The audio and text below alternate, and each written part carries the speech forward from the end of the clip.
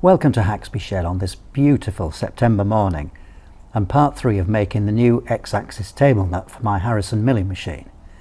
And in this part you'll see me making a new nut out of Delrin as a practice and cutting the spline as well, so threading and the spline. Oh, and because I messed up the thread, I also cut a second one out of Delrin, but no spline on that one. I hope you find it useful. So I've made this body to length and I've put the reductions on at each end, and those should go into those two, and then collectively they should be just a bit wider than this. Yep, and so they are. I've just got that little bit there. And that's my backlash adjustment on this design. Now I've been looking at comments this morning again. I think I've just about finished responses on all the comments on part 1, and somebody's given me another idea.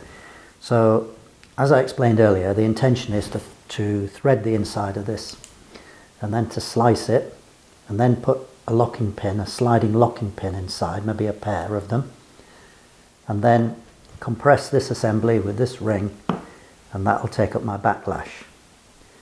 But there is another way, because there's a possible problem with this design, and that is when this wears it will take off the load on these bearings, and because they're annular bearings you're going to start getting slop like that. But a way of overcoming that, if it was a problem, would be to split this and then put some screws through there and there, let's say, and so this half you'd have a clearance hole for the screws in this half, and they would screw into this half, and then you could adjust the backlash by adjusting those screws, have this that little bit shorter, the same size as the original nut, and then these would come up against these faces, and whatever happened with the nut would then be independent of the preload on those bearings, because they would be preloaded against these faces like they were in the original nut.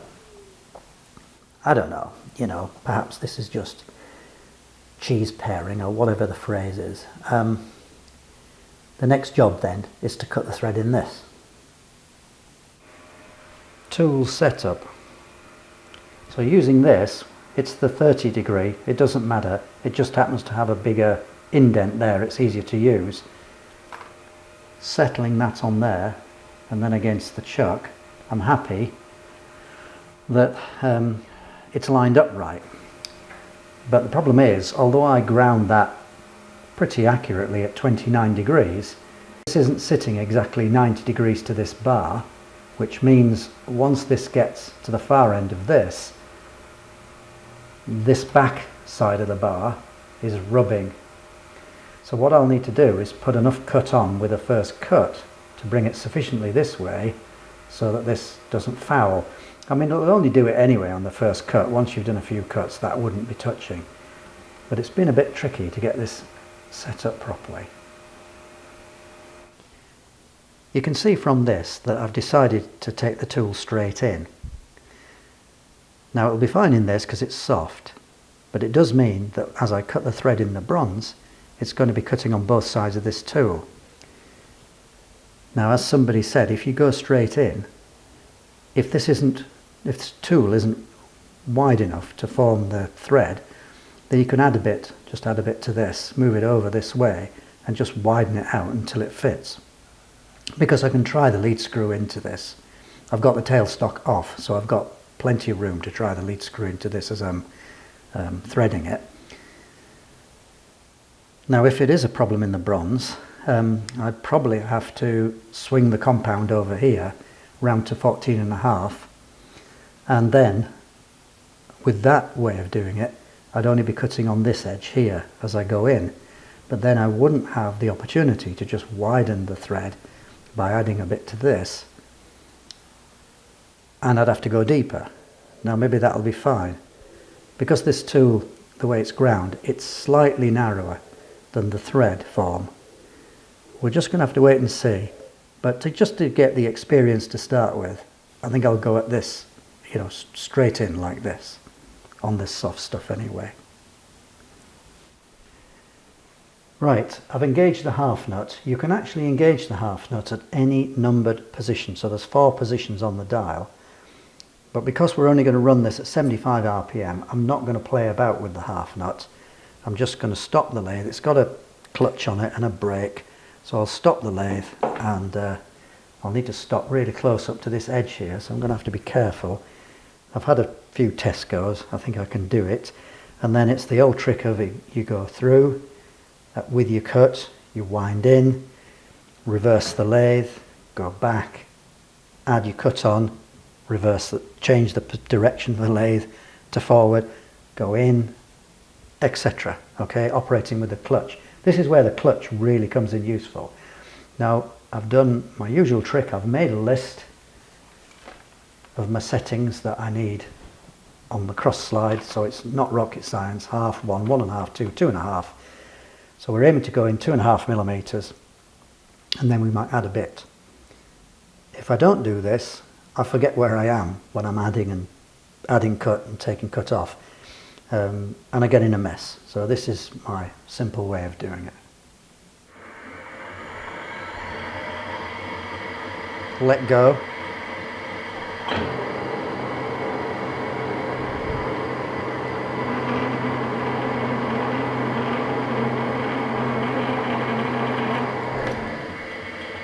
Phew. Wind in to 0 again. Reverse lathe.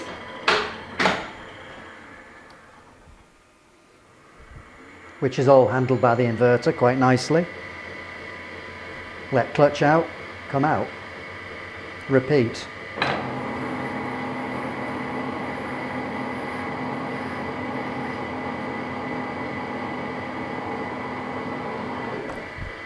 Clutch in, reverse lathe,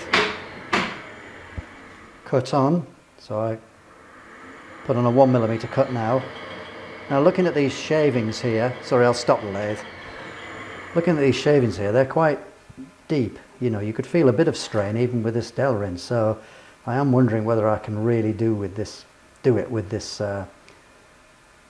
slender bar on bronze. We'll see, won't we? Well, I've cut it and I can get the screw in, but it's been a bit of a disaster.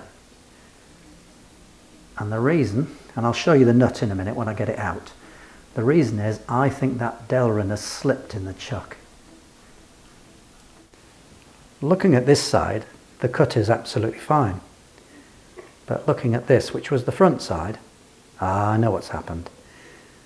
You can see how it's stepped. And I know what's happened. Okay, my tool holder has come up against this, and that's held that solid while the chuck has turned. That's been the problem. You can see the impression on it there, look. Schoolboy error. So I need to extend that tool. My left arm on the clutch wasn't quite as good as I thought it was. That's been the problem.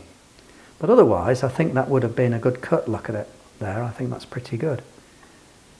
Anyway, the whole point of a prototype is to learn, so I'm learning.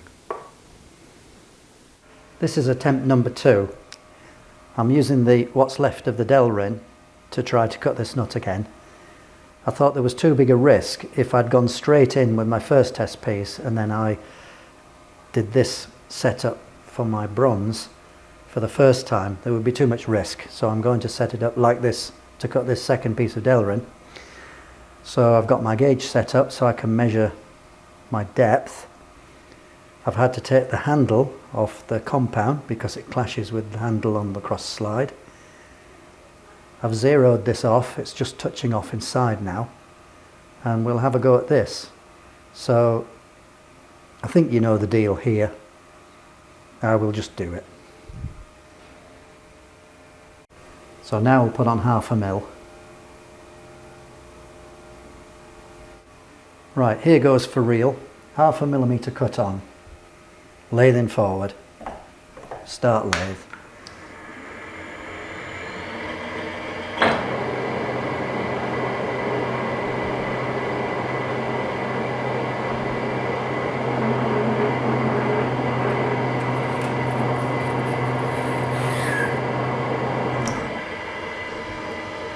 lathe in reverse, wind in top slide at least 1/2 mil.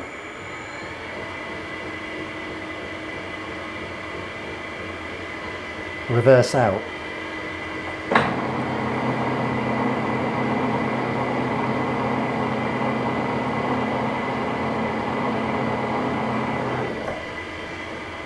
Wind out top slide, which should, when it's correct, show 1/2 mil on that top dial, which it does.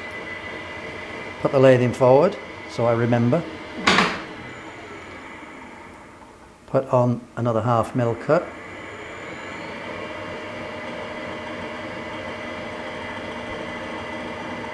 Tick my list.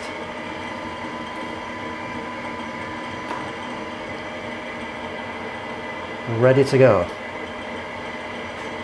Yes, ready to go.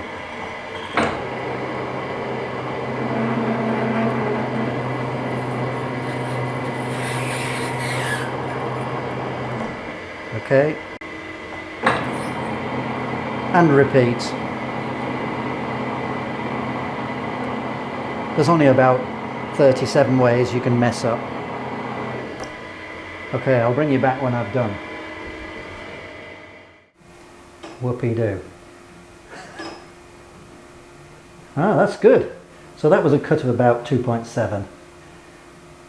So we know where we are now. We'll take this out. I'll just try it sort of freehand on the screw. But I think that proves it. We'll have a look at the thread as well. I don't think that could be any better. No, I don't think I could do any better. Let me say it that way. I'm not saying you couldn't do it any better. Pleased with that. So I think between this and the other one, we've got a prototype. Now the next thing to do is to try and cut those splines on the other one. Just outside with a bit more light on it.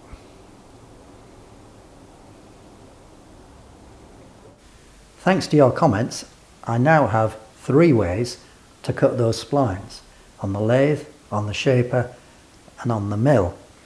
And on the shaper, because I've got the milling head on the shaper, I've actually got 2 variations on there. But let's look at the lathe first. Now I am planning to cut on the mill, but I need an idea of how deep these splines are. So I've got a very pointed tool in here. If I can touch off here, which I've just done actually, it's just touching there, and move across to where a spline lines up, which is difficult to do without getting my head in the way. I've zeroed my cross slide dial now. If I now go in to the point it touches again, I'm reading off on here 0.87 millimeters. So I think that's a pretty good estimate now of how far to go in. If I was going to cut these splines on the lathe, sorry, struggling with words, now all I would do is simply move across there and I could cut with the right tool. This isn't the right tool, but if I'd ground up the right tool, maybe, you know, in the bronze, if this was bronze, it might be 2 or 3 stripes to get it cut to depth per tooth. And I'd have to figure out some kind of indexing mechanism, but somebody's commented, you know, that's how they did it. And I think if you had to, then you could. So it's quite useful to know that depth. So this is the first option with the shaper. Using the shaper milling head, it's over at 45 degrees.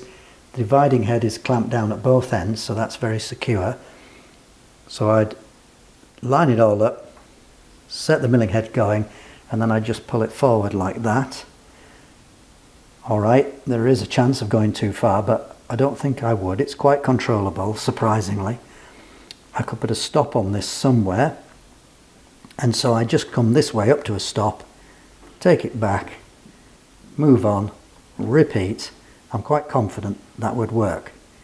Now the other option is to take this head off and just put on a standard single point tool. Same setup, but with a single point tool and this vertical, I just pull the ram across and I do the same.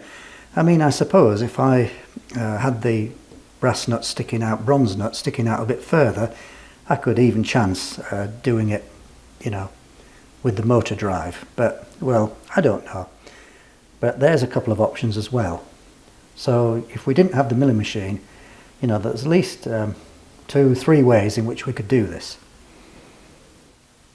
I mean, it might be when it comes to it, I can't get it to work on the mill and we end up doing it one of these ways anyway. I think I would probably go for the shaper mill, you know, with this milling head on. That would be my second choice if I can't get the room and get it done on the mill. So we'll have a go at cutting the splines on this. The thread inside is no good, but that doesn't matter. And you can see I've put a line across it here to get some idea of how far to cut. Now these splines go a lot further, but it doesn't matter because they're only effective up to here. I only have to cut to there, is what I'm saying. I've put a centre line across this to help me get it lined up in the mill using this centre finder here. And then I've got the dividing head at 90 degrees to the table using a square.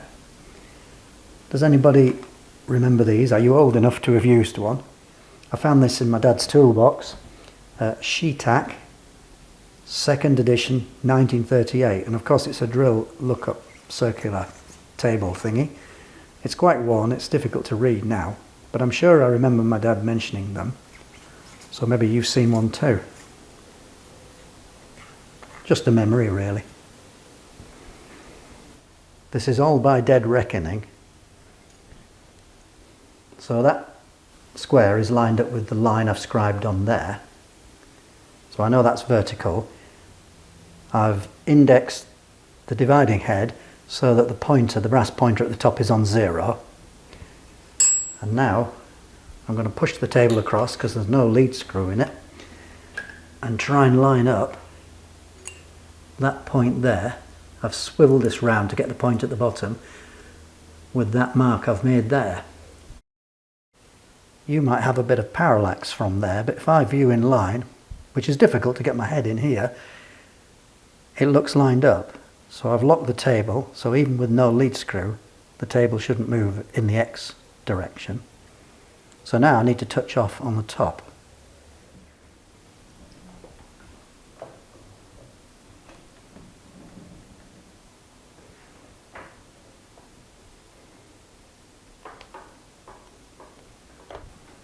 To get 48 divisions, I need an 18 circle plate, so that's the third one down on here, and I need to move by 15 holes. So I've set the fingers for that. I've also, so this is my starting position, but it lines up with 0 degrees on the brass pointer at the top here. So if I start to get lost, at least I've got a chance of kind of figuring it out. Each time I advance this, we should move 7.5 degrees. Now I'm going to turn this clockwise, which should cause this to rotate this way round. There's a little bit of backlash on it. Now I've read about this and somebody said, oh well, on his he'd messed about for ages to get 0.1 degrees of backlash, but he couldn't get less than that. And then actually, before he made each cut, he would bias it one way and then lock it. So actually it wasn't even worth messing about with the backlash. I would say the backlash on that is something like 0.2 to 0.25 of a degree, something of that order. So I just need to follow that process. And then perhaps just to add on that, if we just shine the torch over there, look, can you see that I've put in a big block of wood and a small block of wood, and that's what's going to stop me moving too far. Okay, so I just need to come up against that and I will have cut enough. And this is already touched off. We're on centre in our first hole position, and with a lot of concentration I'm hoping we can cut this spline. So I'm going to put on the full cut right off. Because this is a prototype, I'm going to put on the full 0.87 millimeters and we'll just have a look at it.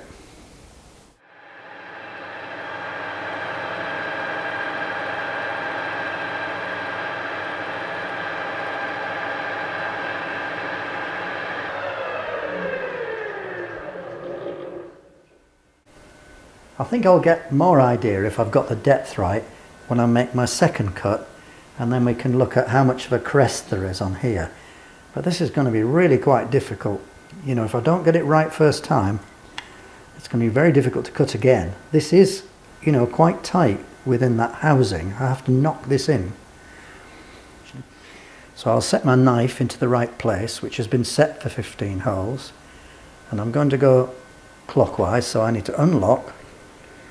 Imagine doing this 48 times. So with the knife not moving, pull out clockwise, which should make this go this way, I hope, which it does. Okay, round to my hole where my knife is, which is there. Okay, bias this way, over this way, lock it, start the mill.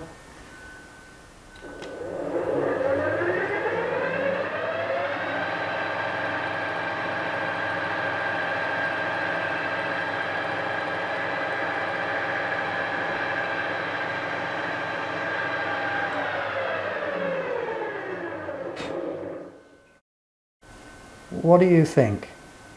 I think that might be slightly too deep, but the only way to be sure is to finish all 48 and try it in the holder. Getting into a bit of the rhythm now. Unlock, rotate the fingers, turn clockwise, drop in, take off the backlash, lock, start.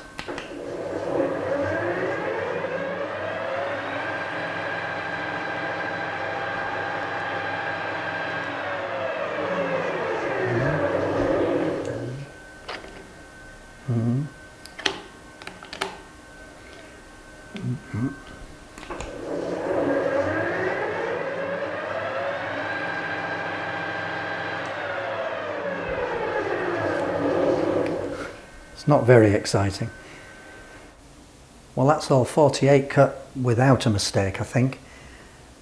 And as I came round to the 48th one, it seemed to be a whole division. It wasn't like half a division or anything. It's a bit ragged on the end, but that's just because of the material.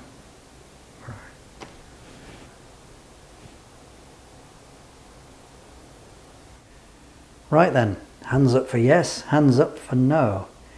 This material doesn't like really fine cuts and it gets a bit ragged, so I've just beveled this edge here a little bit. I've also reduced this first section, just like this is reduced in the first section. I think it goes from 32 to about 31.7, something like that. So live on TV, I'm going to try this in. Now, just bear in mind that this takes a bit of a push to get it in. I'm just getting all my excuses out, right? Here goes. Sorry, excuse hands as well. Well, it hasn't gone straight in. Give me a moment to do a bit of investigation. Right, I'm going to do what all good engineers do. I'm going to hit it. I've already sort of indexed it in.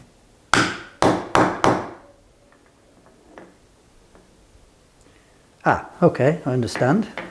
Just a minute. I say that works. Now, being soft material, it might have shaved a bit off. I'm just going to have to investigate that. But I'm not disappointed, let me put it that way. Let's try doing this.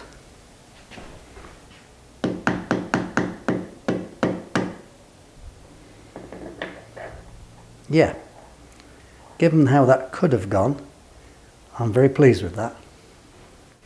Let's check if we've shaved anything off. I mean, there is a little bit of spring in this anyway, but let's check.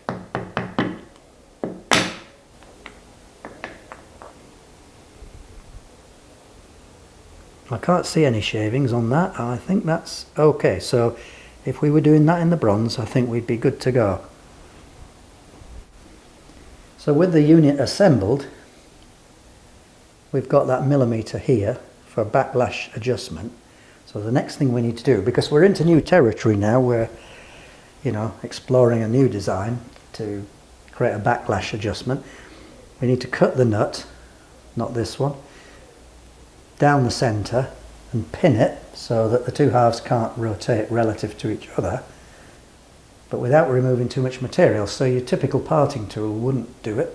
I'd like to try and find something, you know, around 1 millimetre thick.